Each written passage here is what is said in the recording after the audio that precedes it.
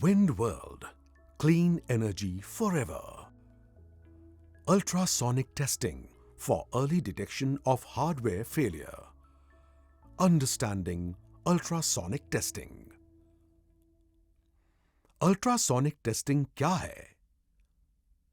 Hello friends, आज इस training session के दौरान हम अल्ट्रासोनिक टेस्टिंग और किसी भी मटेरियल में किसी इंटरनल डिफेक्ट का पता लगाने में इसके यूज के बारे में डिस्कशन करेंगे। अल्ट्रासोनिक वेव्स को ह्यूमन के लिए हाई फ्रीक्वेंसी वाली इनऑडिबल साउंड के रूप में डिफाइन किया गया है, जिसकी फ्रीक्वेंसी आमतौर पर 20 किलोहर्ट्ज से अधिक होती है। मटेरियल के टाइप के हिसाब से अल्ट्रासाउंड वेव्स की स्पीड अलग अलग होती है। अल्ट्रासाउंड की इसी प्रॉपर्टी को हम मटेरियल में डिफेक्ट का पता लगाने के लिए करते हैं। अल्ट्रासोनिक टेस्टिंग में हाई फ्रीक्वेंसी साउंड वेव्स को किसी मटेरियल में किसी इंटरनल डिफेक्ट जैसे कि क्रैक अथवा इंटरनल साउंडनेस का पता लगाने के लिए उसमें से गुजारा जाता है। अल्ट्रासोनिक टेस्टिंग को विभिन्न प्रकार के मटेरियल जैसे कास्टिंग, फोजिंग, वेल्ड और कंपोजिट और दूसरे प्रकार के नॉन मेटालिक मटेरियल जैसे कि सिरेमिक, प्लास्टिक, कंपोजिट और कंक्रीट की इंटरनल साउंडनेस अथवा डिफेक्ट का पता लगाने के लिए आसानी से यूज कर सकते हैं। Ultrasonic testing on wind turbine blade hardware. Blade joints details. अभी हम एक्चुअल टेस्टिंग पर आगे बढ़ने से पहले विंड टर्बाइन ब्लेड असेंबली के विभिन्न पार्ट्स, उनके जॉइंट्स, उन पर यूज होने वाले हार्डवेयर के साइज और प्रकार तथा टर्बाइन ब्लेड जॉइंट पर उनकी पोजीशन के बारे में जानेंगे।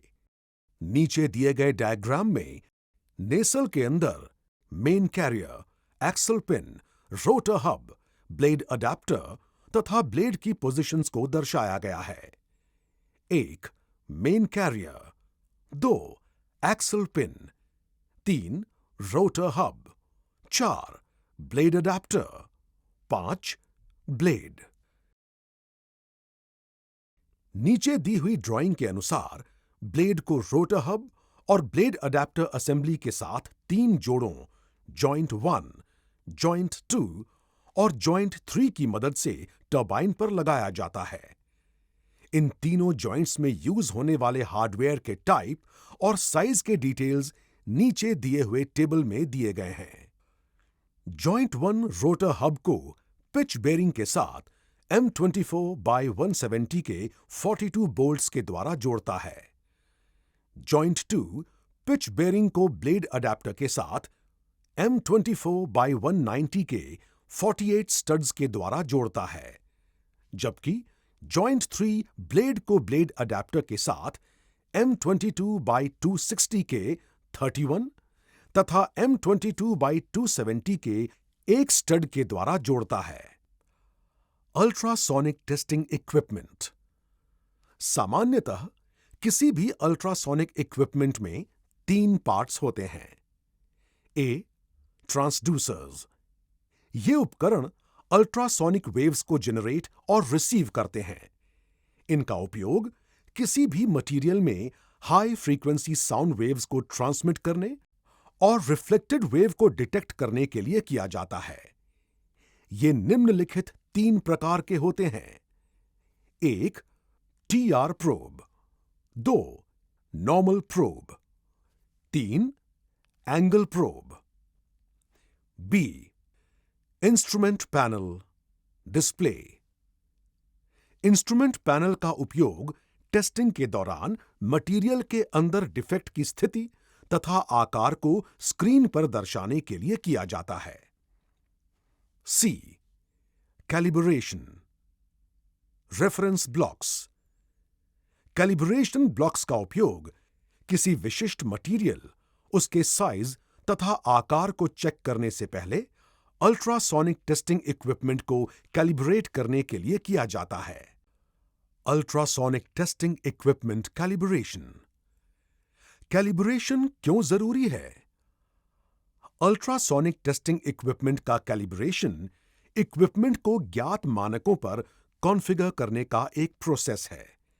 इसकी सहायता से इंस्पेक्शन इंजीनियर मिलने वाले टेस्ट सिग्नल्स को एक ज्ञात मेजरमेंट के साथ आसानी से कंपेयर कर सकता है। अल्ट्रासोनिक टेस्टिंग इक्विपमेंट का कैलिब्रेशन हर बार मटेरियल की टेस्टिंग से पहले जरूर किया जाना चाहिए। विभिन्न प्रकार के इंस्पेक्शन एप्लीकेशंस के लिए कैलिब्रेशन स्टैंडर्ड्स कई प्रकार के मटेरियल और कॉन्फ़िगरेशन के साथ आते हैं तथा आम तौर पर सिमिलर अकूस्टिक प्रॉपर्टीज वाले मटेरियल से ही बनाए जाते हैं। कैलिब्रेशन के दौरान सावधानियां। केवल रेटेड फ्रीक्वेंसी का ट्रांसड्यूसर ही यूज करें। यदि ट्रांसड्यूसर मेम्ब्रेन का यूज कर रहे हैं तो ट्रांसड्यूसर और मेम्ब्रेन के बीच कंप्लायंट जेल की उपलब्धता की जांच करें। कंप्लायंट जेल के लिए केवल रेकमेंडेड तेल या ग्रीस को ही यूज करें। हमेशा अल्ट्रासोनिक टेस्टिंग इक्विपमेंट को चालू करने से पहले प्रोब्स को कनेक्ट कर लें। कैलिब्रेशन ब्लॉक्स को अच्छी तरह से साफ कर लें तथा इस्तेमाल के बाद सावधानी पूर्वक साफ और सुरक्षित जगह पर रखें। केवल अच्छी तरह से ट्रेन्ड इंजीनियर ही अल्ट्रासोनिक टेस्टिंग इक्विपमेंट का कैलिब्रेशन और इस्तेमाल करें। अल्ट्रासोनिक टेस्टिंग इक्विपमेंट का कैलिब्रेशन रेकमेंडेड एटमॉस्फेरिक कंडीशंस में ही करना चाहिए। कैलिब्रेशन हमेशा टरबाइन बॉटम या साइट ऑफिस में ही करें। कैलिब्रेशन के दौरान क्या नहीं करना चाहिए? अल्ट्रासोनिक प्रोब्स को अल्ट्रासोनिक टेस्टिंग किट का पावर ऑन करने के बाद नहीं कनेक्ट करना चाहिए। कभी भी प्रोब्स को अत्यधिक प्रेशर अथवा रबिंग के साथ यूज ना करें। अल्ट्रासोनिक प्रोब्स को कभी भी बिना कपलेंट जेल के यूज ना करें। बिना प्रॉपर ट्रेनिंग लिए अल्ट्रासोनिक टेस्टिंग इक्विपमेंट का कैलिब्रेशन ना करें। दूसरे मटेरियल से बने हुए कैलिब्रेशन ब्लॉक्स ना यूज करें।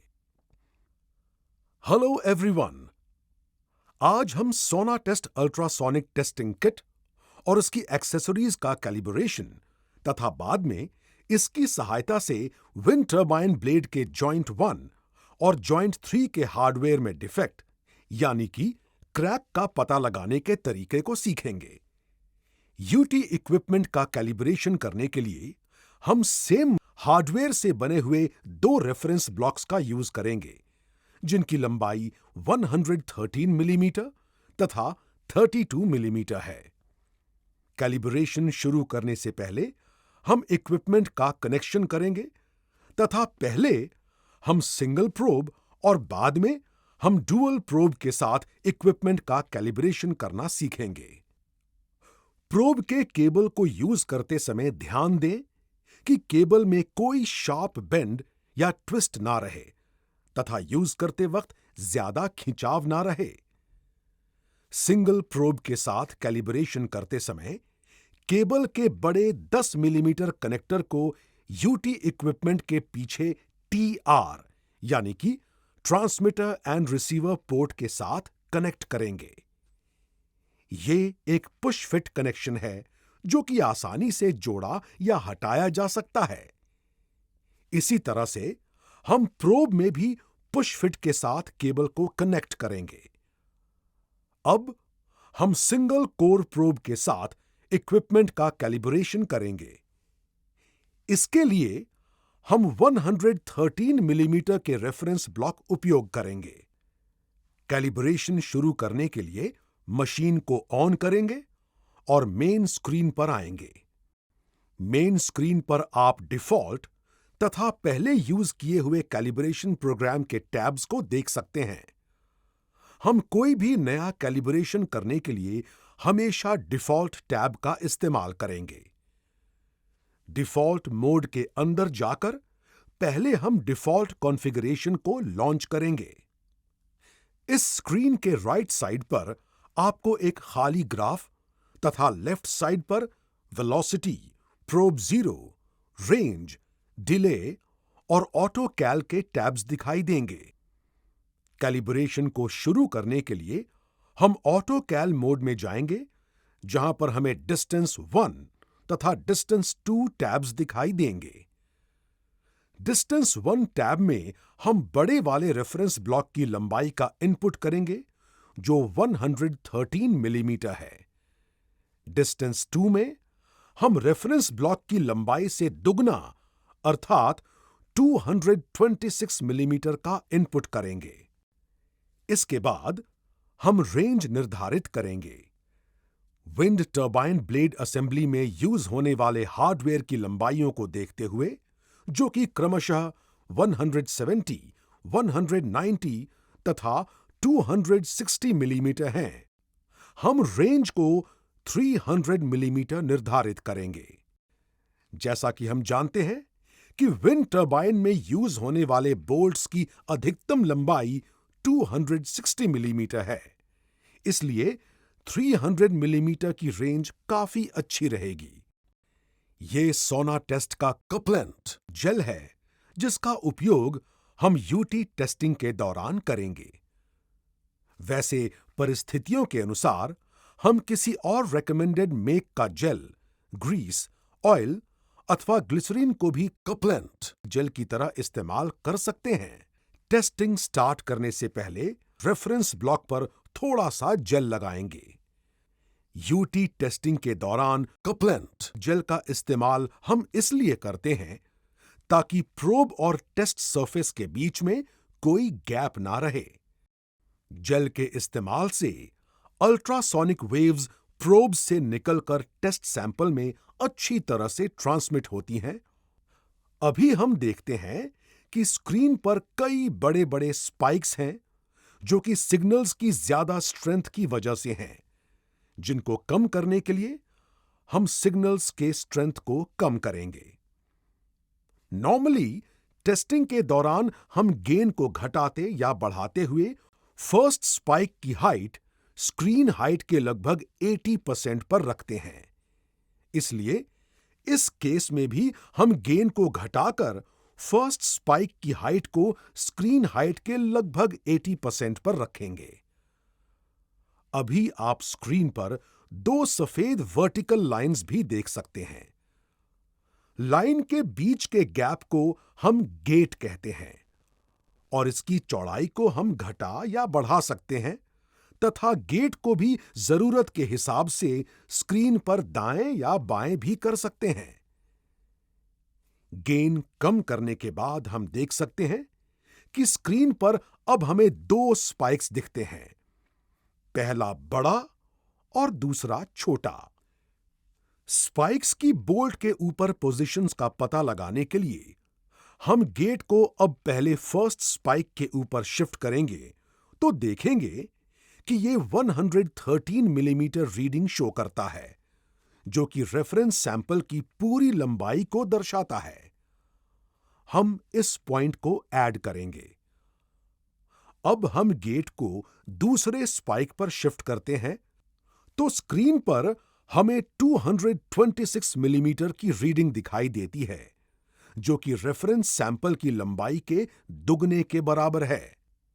ये इसलिए है क्योंकि मीडियम चेंज होने की वजह से साउंड वेव पहली बार रेफरेंस ब्लॉक के हेड 113 मिलीमीटर से लौटने के बाद रिवर्स डायरेक्शन में फिर से सेम डिस्टेंस ट्रैवल करके इस बार रेफरेंस ब्लॉक के टेल से निकलती है, जो टोटल डिस्टेंस 113 का दोगुना 226 मिलीमीटर को दर्शाती है।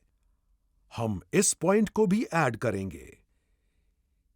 नोट: यह बात नोट करने की है कि टेस्टिंग के दौरान हम गेट को टेस्ट सैंपल से फर्स्ट स्पाइक के रूप में रिसीव होने से पहले सिग्नल के ऊपर रखेंगे तो ही हम टेस्ट सरफेस से सिग्नल देने वाली लोकेशन की दूरी का पता लगा सकते हैं, जो कि स्क्रीन पर रिफ्लेक्ट होती है।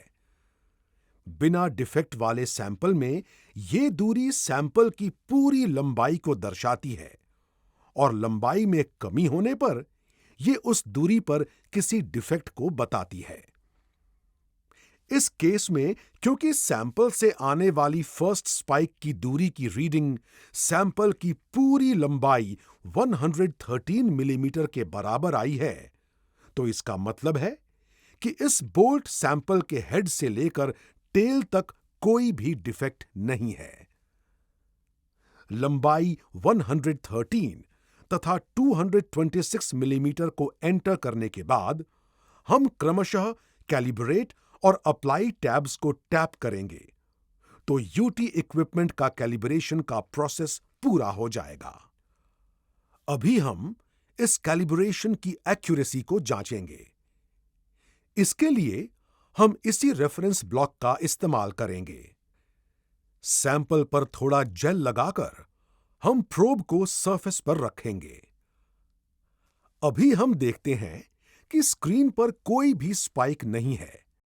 ऐसा इसलिए है क्योंकि कैलिब्रेशन खत्म करने पर स्क्रीन पर रेंज दोबारा ओरिजिनल 100 मिलीमीटर हो गया है और हमारे सैंपल की लंबाई 113 मिलीमीटर है। हम फिर से रेंज को दोबारा 300 मिलीमीटर पर सेट करेंगे। अभी आप स्क्रीन पर एक लंबा सा स्पाइक देख सकते हैं, पर लोकेशन रीडिंग स्क्रीन पर नहीं दिख रहा है। ऐसा इसलिए है क्योंकि अभी गेट का पोजीशन स्पाइक के ऊपर नहीं है। अब हम गेट को स्पाइक के ऊपर शिफ्ट करेंगे। हम गेट को छोटा बड़ा और ऊपर नीचे भी कर सकते हैं। जब हम गेट को स्पाइक के ऊपर लाते हैं तो स्पाइक पोजीशन की रीडिंग 113 मिलीमीटर शो होती है, जो कि लगभग सही है। इसका मतलब हमारा कैलिब्रेशन सही है। कैलिब्रेशन को चेक करने के लिए हम किसी दूसरे छोटे या बड़े नोन लेंथ के सैंपल को भी यूज कर सकते हैं, जैसे कि ये M24 का 185 मिलीमीटर टोटल लंबाई का बोल्ट। इस नए हार्डवेयर पर हम देखते हैं कि रिसीव होने वाले सिग्नल्स की स्ट्रेंथ कम होने की वजह से स्पाइक्स की लंबाई बहुत छोटी है। ऐसा इसलिए होता है कि बोल्ट की लंबाई रेफरेंस सैंपल की लंबाई, जो कि 113 मिलीमीटर थी, की तुलना में कहीं ज्यादा है और इसकी वजह से साउंड वेव को ट्रैवल करने में ज्यादा समय लगता है। इसे सही करने के लिए हम सिग्नल स्ट्रेंथ यानी कि गेन को बढ़ाकर स्पाइक की हाइट स्क्रीन हाइट के लगभग 80% तक करेंगे और फिर ओके प्रेस करेंगे। हम फिर से देख सकते हैं कि स्क्रीन पर स्पाइक की कोई रीडिंग नहीं है, जो कि गेट की पोजीशन स्पाइक के ऊपर ना होने की वजह से है। जैसे ही हम गेट को स्पाइक के ऊपर लाते हैं तो स्क्रीन पर स्पाइक की पोजीशन रीडिंग 185 मिलीमीटर आ जाती है। हम देख सकते हैं कि स्क्रीन पर दो एक्सिस हैं, X और Y। Y axis sound wave signal की स्ट्रेंथ को 0 से 100% तक दर्शाता है, जबकि X एक्सिस हमारी कैलिब्रेशन के दौरान सेट की हुई रेंज को प्रदर्शित करता है, जो कि इस मामले में 0 से 300 मिलीमीटर तक है। बोल्ट में मिली स्पाइक की पोजीशन रीडिंग 185 है, जो कि बोल्ट की एक्चुअल टोटल लंबाई 185 मिलीमीटर से मेल खाता है। याद रखें कि एक ही बैच के हार्डवेयर की लंबाई में थोड़ा बहुत अंतर होने की वजह से इंस्पेक्शन करते समय बिना कोई डिफेक्ट हुए भी टोटल लंबाई रीडिंग्स में 1 या 2 मिलीमीटर का अंतर आ सकता है, जो कि एकदम एक्सेप्टेबल है। अब हम सेम हार्डवेयर के एक डिफेक्टिव सैंपल की टेस्टिंग करेंगे। ऐसा संभव है कि कभी-कभी आप अल्ट्रासोनिक टेस्टिंग से पता लगने वाले डिफेक्ट को नेकेड आई से न भी देख पाएं। जैसे ही हम कंप्लायंट जेल लगाकर टेस्टिंग शुरू करते हैं, तो हमें स्क्रीन पर बोल्ट की टोटल लंबाई 185 मिलीमीटर से पहले कई लंबे लंबे स्पाइक्स दिखाई देते हैं, जिसका मतलब है कि कोई डिफेक्ट है और वो सेंसर के काफी पास है। डिफेक्ट के प्रोब सेंसर के काफी नजदीक होने और छोटे पथ की वजह से साउंड वेव के जल्दी जल्दी डिफ्लेक्ट होने के कारण स्पाइक्स काफी पास पास आई हैं। अब हम डिफेक्ट की लोकेशन का पता लगाने के लिए गेट को शिफ्ट करते हैं, तो फर्स्ट स्पाइक हमें लगभग 14.1 मिलीमीटर पर दिखाई देता है। फर्स्ट स्पाइक की हाइट को स्क्रीन हाइट का 80% करने के लिए गेन को एडजस्ट करेंगे और ओके टैब दबाएंगे। यह ध्यान रहे कि पहले स्पाइक की पोजीशन ही डिफेक्ट लोकेशन है और सेकंड अथवा अन्य और स्पाइक्स पहले स्पाइक की एकोज हैं। इसका मतलब है कि डिफेक्ट टेस्ट सरफेस से केवल 14.1 मिलीमीटर की दूरी पर है, जो कि बोल्ट हेड के ठीक नीचे है। आइए अब हम इस बोल्ट के हेड के नीचे डिफेक्ट को विजुअली देखने की कोशिश करते हैं। थोड़ा ध्यान से देखने पर हम नेक एरिया में क्रैक को स्पष्ट रूप से बोल्ट हेड के रूट में आसानी से देख सकते हैं, जो कि बोल्ट डायामीटर के लगभग 50% सर्कम्फरेंस में फैला हुआ है। इसी तरह से इस मशीन पर हम डिफरेंट प्रोब्स की सहायता से टरबाइन ब्लेड के जॉइंट 1, जॉइंट 2 तथा जॉइंट 3 के सभी हार्डवेयर की क्वालिटी चेक कर सकते हैं। कैलिब्रेशन प्रोग्राम सेव करने के लिए हमें स्क्रीन के ऊपर राइट कॉर्नर पर 3 बार टैब में सेव ऑप्शन में जाकर इस प्रोग्राम को एक नाम देना है, जो कि इस केस में हम कैलिब्रेशन 1 रखेंगे और सेव करेंगे। इसके बाद हम मशीन को बंद करने के बाद कभी भी सेव किए हुए कैलिब्रेशन 1 प्रोग्राम को रिकॉल करके डायरेक्ट टेस्टिंग शुरू कर सकते हैं। कैलिब्रेशन प्रोग्राम को रिकॉल करने के लिए हम जैसे ही मशीन को स्विच ऑन करते हैं, तो हमें स्क्रीन पर सीधे ही कैलिब्रेशन 1 प्रोग्राम दिखाई देता है, जिसे सिलेक्ट करके लॉन्च करते ही जॉइंट 1 को चेक करने का कैलिब्रेटेड प्रोग्राम खुल जाएगा, जिसकी सहायता से आप जॉइंट 1 हार्डवेयर की टेस्टिंग शुरू कर सकते हैं। कंग्रेचुलेशंस!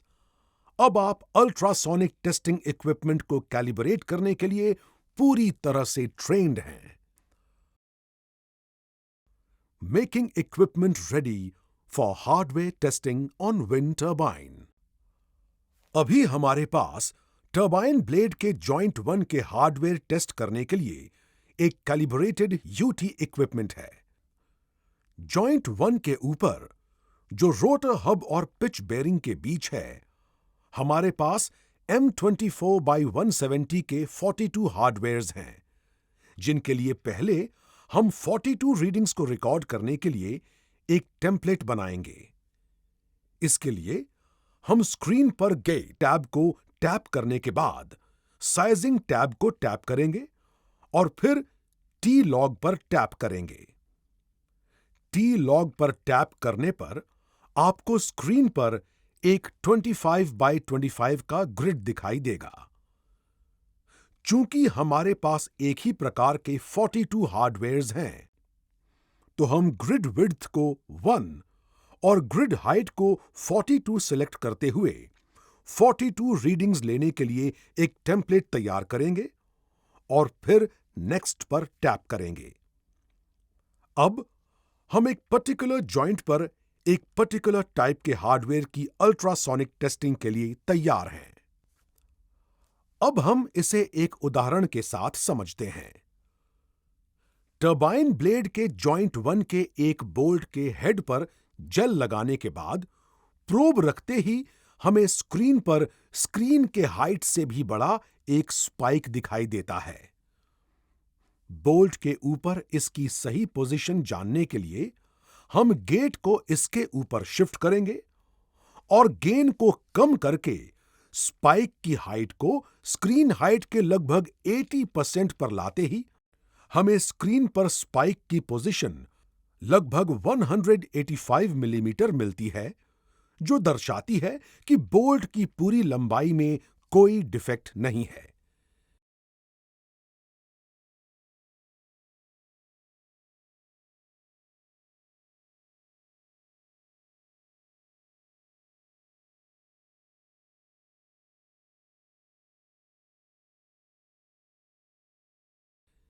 इस रीडिंग को रिकॉर्ड करने के लिए हम सिंपली स्टोर को टैप करेंगे। ऐसा करते ही बोल्ट 1 की रीडिंग सेव हो जाएगी और कर्सर अपने आप स्लाइड होकर बोल्ट 2 की पोजीशन पर आ जाएगा। इसका मतलब है कि अब हम बोल्ट 2 की टेस्टिंग कर सकते हैं। इस तरह से हम सभी 42 बोल्ट्स की टेस्टिंग करेंगे और उनकी रीडिंग सेव करेंगे, जिसके लिए स्क्रीन के टॉप राइट कॉर्नर में जाकर सेव का ऑप्शन टैप करेंगे। फाइल को एक नाम जैसे कि जॉइंट 1 ब्लेड ए देंगे और फिर से सेव ऑप्शन को टैप करेंगे और फिर save to CSV option tap करेंगे तो यह फाइल परमानेंटली सेव हो जाएगी, अन्यथा रीडिंग सेव नहीं होगी। सेव्ड फाइल को दोबारा देखने के लिए प्रेजेंट स्क्रीन से एग्जिट करते हुए डिफॉल्ट स्क्रीन पर आएं, जहां पर हम पहले सेव की हुई फाइल जॉइंट 1 ब्लेड ए को देख सकते हैं। इस फाइल को लॉन्च करेंगे और देखेंगे कि डेटा सेव हुआ है कि नहीं। इसको आगे चेक करने के लिए रिपोर्ट्स में जाकर प्रीव्यू टैब को टैप करेंगे तो आप स्क्रीन पर रिपोर्ट को खोल सकते हैं, जिसमें सभी 42 बोल्ट्स की टेस्टिंग के टेम्पलेट का डेटा मिल जाएगा। इस डेटा को हम अल्ट्रासोनिक इक्विपमेंट से अपने लैपटॉप पर भी ट्रांसफर कर सकते हैं, जिसको हम बाद में सीखेंगे।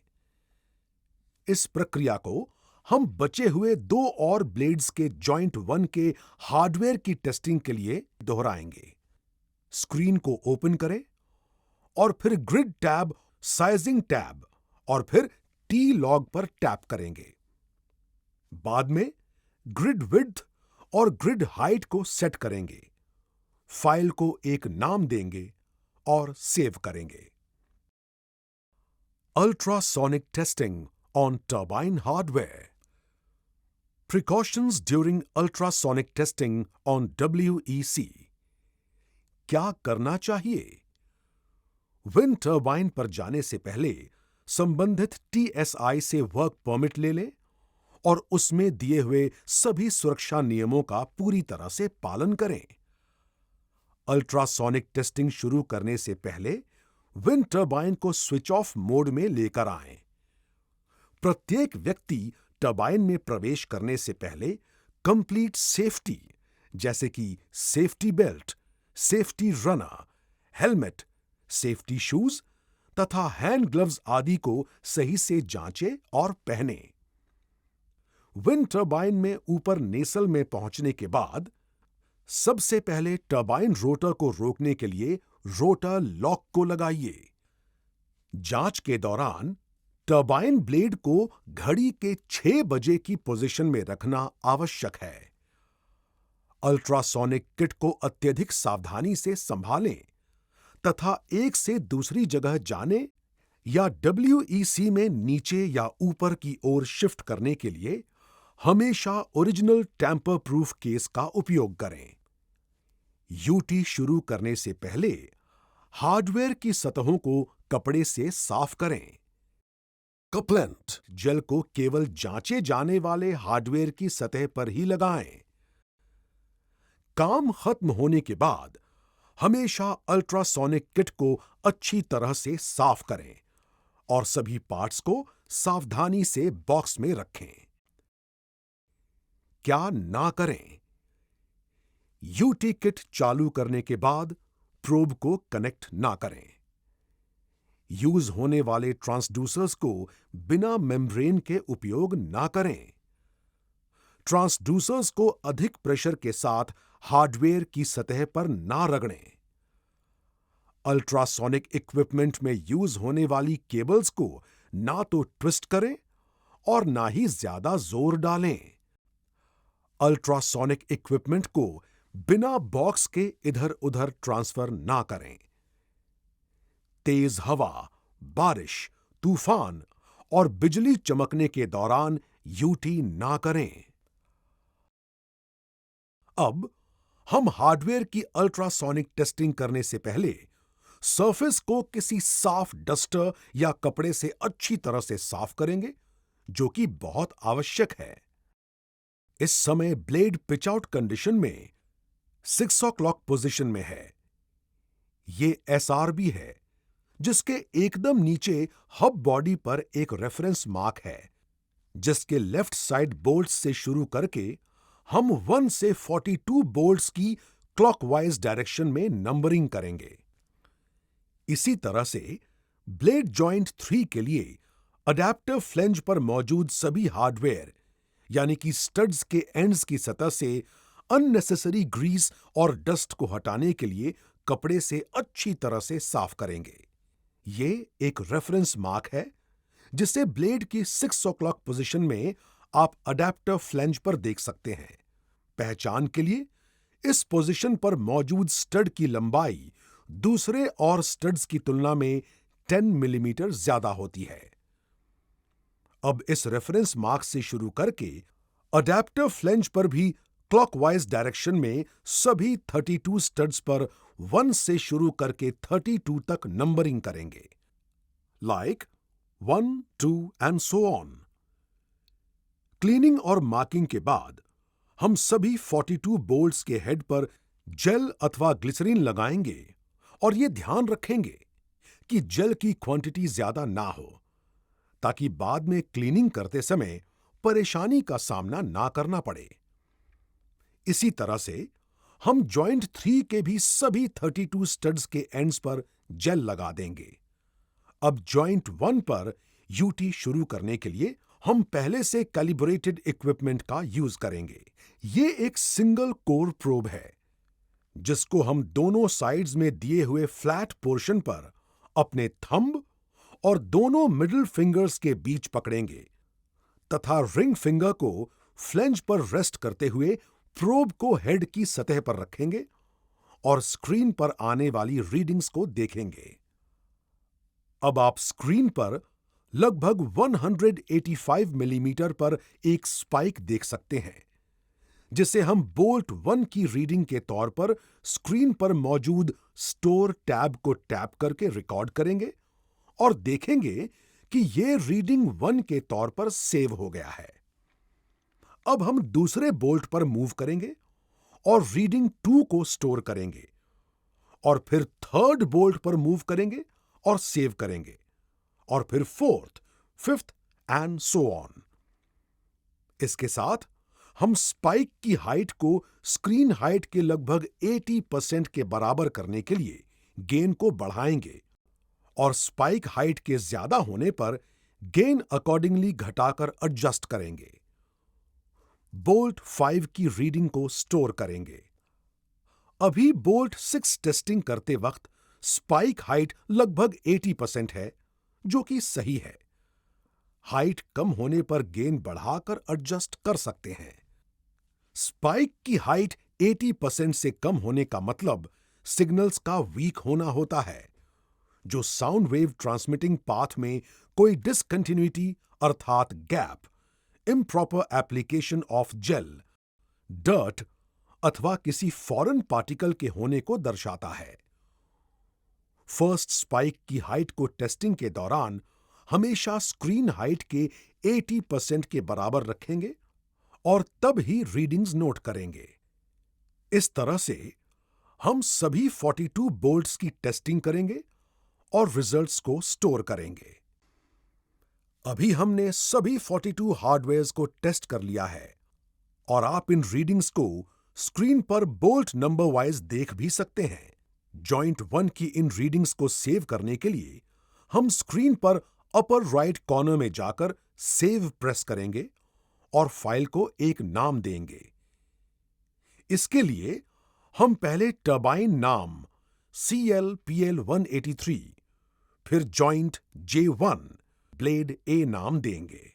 इसे सेव करने के लिए सेव टैब प्रेस करते हुए सेव टू CSV टैप करेंगे तो ये फाइल CLPL183J1 ब्लेड 8 फाइल दिखाई देती है। इसी तरह से हम डिफरेंट जॉइंट और ब्लेड कॉम्बिनेशन के लिए सेपरेट फाइल बना और सेव कर सकते हैं। अभी हम ब्लेड A के जॉइंट 3 के हार्डवेयर की अल्ट्रासोनिक टेस्टिंग शुरू करेंगे, जिसके लिए हम अडेप्टिव फ्लेंज के रेफरेंस पॉइंट पर अवेलेबल लॉन्ग हार्डवेयर, जिसको हमने 1 नंबर दिया था, से शुरुआत करेंगे।